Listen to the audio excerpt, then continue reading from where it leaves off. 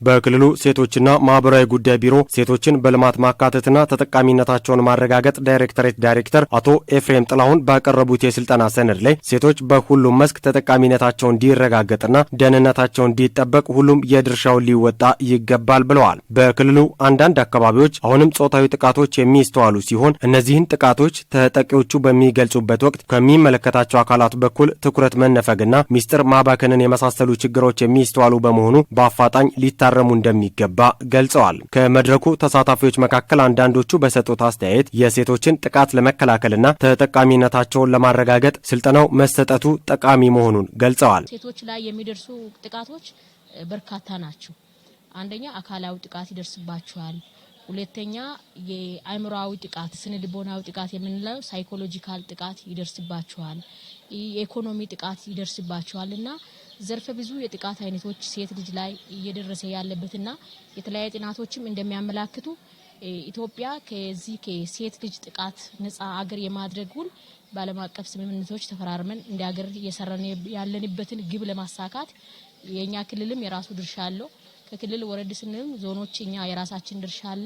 ለዚህ ድርሻ አስተዋጽኦ ልናበረክት የሚችለው አመራሩም ፈጻሚውም አቅም ግንባታ ስልጠና አግኝቶ ታች ወርዶ ማህበረሰቡን ግንዛቤ አስጨብጦ ከሴት ልጅ ነፃ ጥቃት ነፃ የሆነ ሰፈር መንደር ቀጠና መፍጠር ሲቻል ስለሆነ ሴቶችን በኢኮኖሚ የማብቃት ስራ የሚሰራበት ስልጠናም የተሰጠ ስለሆነ እጅግ በጣም ግንዛቤ እንድናገኝበት አቅማችን እንድናዳብር ያደረገ ስልጠና ነው። በቀጣይ ለሚሰሩት ስራ ግብዓት የሚሆን ስልጠና ማግኘታቸውን የገለጹት አስተያየት ሰጪዎቹ እስከ ታችኛው መዋቅር በማውረድ የሴቶችን ተጠቃሚነት ለማረጋገጥ እንደሚተጉ ተናግረዋል። እንደ ከፋ ዞን 17 መዋቅሮች አሉ። 5 ከተማ አስተዳደር አለ።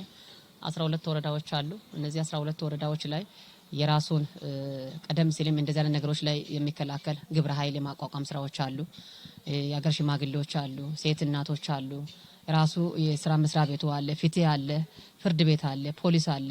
እነዚህ ሰዎች ተቀናይተው መድረክ ፈጥሮ ተወያይተው ጥቃትን ከየአካባቢው እንደታርገን አሪቀን ሴቷ ወደ ትምህርት ሄዳ እንድትማር፣ ሴቷ ማህበራዊ አገልግሎቶችን እንድትጠቀም፣ ወደ ጤና ጣቢያ እንድትሄድ፣ መረጃ እንድትሰጥ፣ ቤተሰቡም ውስጥ እንዲያማክሩ፣ ሴቷ የሆነ ቦታ ላይ ስትሄድ ህፃናቶች ሲውሉ ውሏቸውን እንዲቆጣጠሩና እንዲከታተሉ የማድረግ ስራ እንዲሰሩ የጋራ ግብረ ኃይል አቋቁመን እኛም የጋራ መድረክ እየፈጠርን ጥቃት የሚቀነስበትና ጨርሾ ከዞናችንም ቢሆን ሴቶች ላይ የሚደርሱ ጥቃቶች እንዲጠፉ የሴቶችን ጥቃት መከላከልና ከለላ መሆን የሁሉም ኃላፊነት በመሆኑ በከፍተኛ ትኩረት ሊሰራ እንደሚገባ የክልሉ ሴቶችና ማህበራዊ ጉዳይ ቢሮ ምክትልና የሴቶችና ህጻናት ዘርፍ ኃላፊ ወይዘሪት ለምለም አምሳሉ ተናግረዋል። የሴቶችን ጥቃት ለመከላከል ጎጂ ልማድ ድርጊቶችን ለመቀነስ የቀረበ ሰነድ አለ።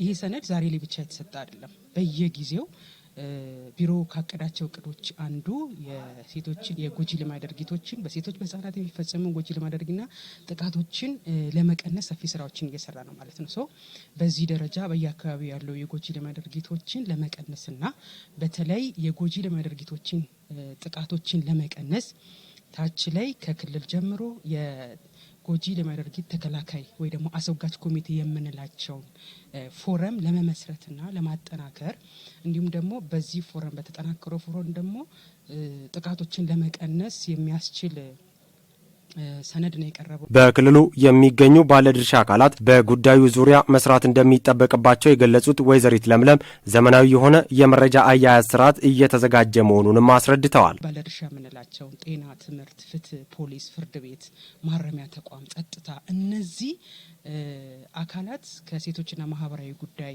ቢሮ ጋር በመቀናጀት እነዚህን ስራዎች በጋራ እየሰራን ያለ ነው። ሞር ደግሞ ከዚህ ሰነድ መነሻ ደግሞ ቅድም ባልኩት የጥቃት ተከላካይ ኮሚቴ ቀጣይ ከዚህ ሰነድ በኋላ በክልል ደረጃ ስትሪንግ ኮሚቴን አዋቅረን ቴክኒክ ኮሚቴን አዋቅረን እንዲሁም ደግሞ ይህን ደግሞ እስከታችኛው ሜምበር አዋቅረን ይህን ችግር ይፈታልናል ብለን ነው እንግዲህ ይህን ሰነድ ያቀረብነው። ስልጠናው በሁሉም መዋቅሮች የሚቀጥል ስለመሆኑም ጠቁመዋል። ስልጠናው ክልል ላይ የሚቀር አይደለም፣ ዞን ላይ የሚቀር አይደለም፣ ወረዳ ከተማ የሚቀር አይደለም፣ እስከታች ቀበሌ ድረስ ቅድም ያልኩት ተከላካይ የጥቃት ተከላካይ ኮሚቴዎች ታች ድረስ ወርዶ ስራው በትክክል ተሰርቶ ያልናቸውን የጎጂ ልማድ ድርጊቶችን አድሬስ አድርጎ በዛው ደረጃ መቀነስና መከላከል አለብን። በስልጠናው ላይ የዞኖች ሴቶች ህጻናትና ማህበራዊ ጉዳይ መምሪያ ኃላፊዎችና ሌሎችም የሚመለከታቸው አካላት ተገኝተዋል።